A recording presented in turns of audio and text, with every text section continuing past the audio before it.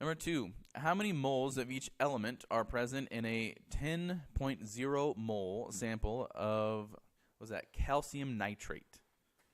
Okay. What we're trying to do here is break down how many moles of each type of element are in 10 moles of this stuff. So let's start by identifying there's going to be a certain number of moles of calcium. There's going to be a certain number of moles of nitrogen. And there's going to be a certain number of moles of oxygen.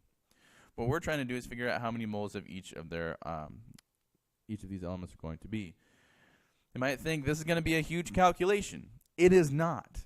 One of the ways you can kind of tell is how much room they gave you to answer this question. Now, first what I'm going to do is I'm going to ignore this 10 mole sample part here. I'm just going to go for 1 mole.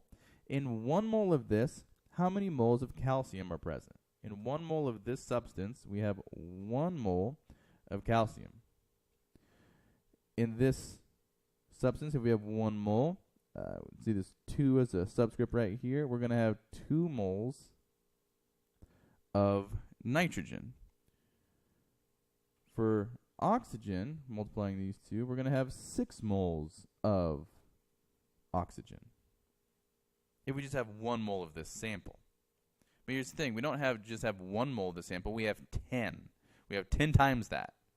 So I'm actually just going to take these numbers I just wrote here and I'm going to multiply them by 10. So 10 moles of calcium,